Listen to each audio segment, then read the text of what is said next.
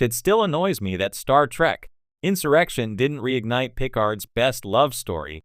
In the long and illustrious career of Captain Jean-Luc Picard, few things have managed to rattle his unshakable calm.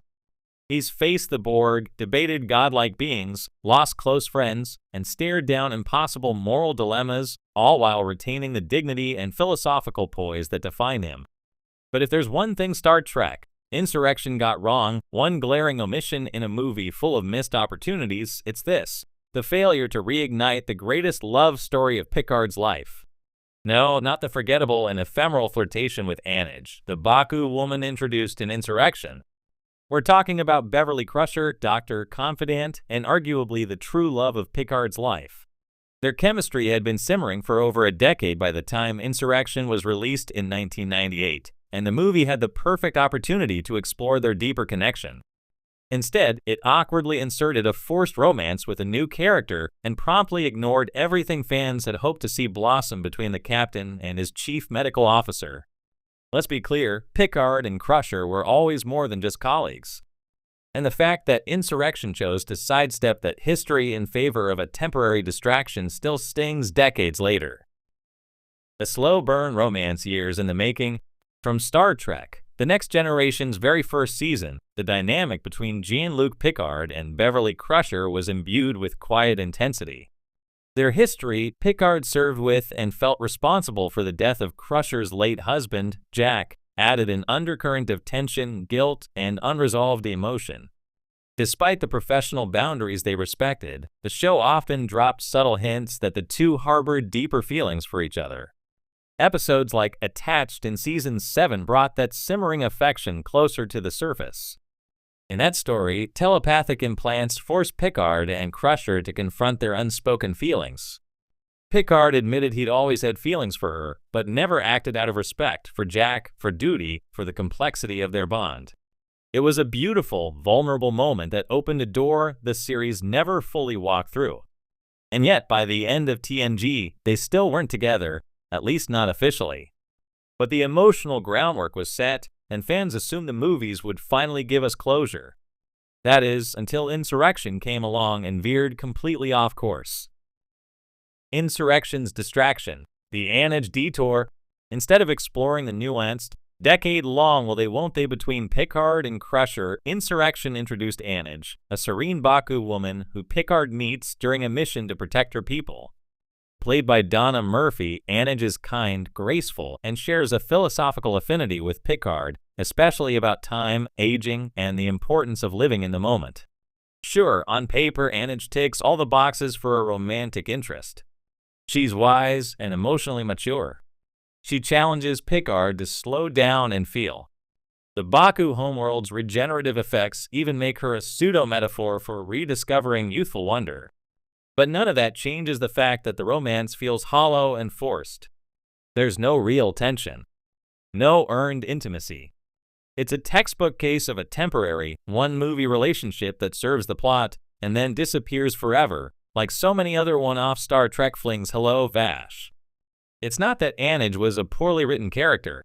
It's that she never had a chance to connect with viewers the way Beverly Crusher already had.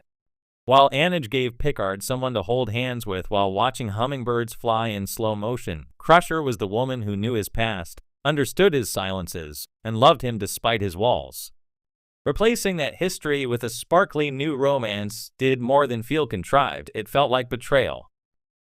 Missed opportunities in Insurrection. Star Trek Insurrection was a rare Trek movie in that it allowed the crew of the Enterprise to slow down and reflect. There were lighter moments, philosophical conversations, and a return to the series' episodic roots. In theory, it was the perfect backdrop for a personal subplot to finally bloom, especially one involving two characters fans had been rooting for since 1987. Imagine if, instead of awkwardly shoehorning in a romance with Annoys, the writers had used the regenerative powers of the Baku planet to rekindle feelings between Picard and Crusher. A few lines of dialogue, a shared memory, or a simple brush of the hand could have led to something deeply meaningful. Instead, Beverly was once again relegated to the sidelines, given a few witty lines and science-Y scans but robbed of any emotional development. The irony is that Insurrection is all about rediscovering passion, questioning orders, and choosing to embrace one's heart over duty. Picard literally disobeys Starfleet to protect the Baku, believing it's the morally right thing to do. But when it comes to his own heart, he once again plays it safe. Why couldn't the movie let Picard apply that same rebellious spirit to his personal life? Why not finally choose the woman who had always been by his side? Crusher deserved more. By the time Insurrection premiered, Gates McFadden's Beverly Crusher had spent over a decade in the Star Trek universe. She'd gone from Starfleet officer to mother, mentor, and trusted advisor. Her emotional intelligence and resilience made her one of the most quietly compelling characters in the franchise. And yet, the films never gave her the spotlight she deserved. Generations gave her some screen time, but nothing substantial. First Contact minimized her role in favor of the action-centric plot. Insurrection had a golden opportunity to shift gears and delve into emotional territory, but didn't. Worse, her relationship with Picard, arguably one of the most organically developed in the franchise, was completely ignored. Not even a jealous glance. Not even a knowing exchange. It's as if the entire series arc between them never happened. Picard series, a second chance. Kind of. Decades later, Star Trek, Picard finally addressed the Picard-Crusher dynamic again, but only after years of silence. In Season 3 of the show, it's revealed that the two did, in fact, have a romantic relationship after the events of Nemesis, resulting in a son, Jack Crusher Jr., but Beverly kept the child a secret, and the relationship ended in estrangement. While some fans welcomed this long-awaited canonization of their romance, others were frustrated that it all happened off-screen and came with so much heartbreak. What Insurrection could have portrayed in hopeful, emotionally satisfying terms was now loaded with tragedy, guilt, and missed connections. Still, Season 3 of Picard gave fans at least some payoff. There were tears, reconciliations, and admissions of love that felt long overdue. But it was a reminder of what could have been, how, if the films had been brave enough, the most powerful love story in Star Trek might not have been one of silence and distance, but of two people finding each other across time and duty. A legacy of the almost loved. Looking back, Insurrection is a movie about choice, about choosing people over orders, life over politics, joy over fear.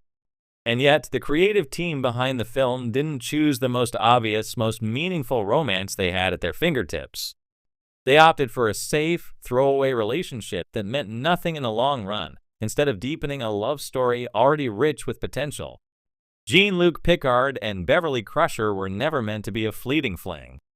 They were meant to be a love story that took years to bloom, with all the weight and complication that real love brings.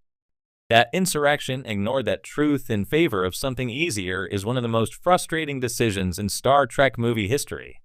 And for fans who watched them circle each other for 7 seasons and 4 films, who saw every glance and heard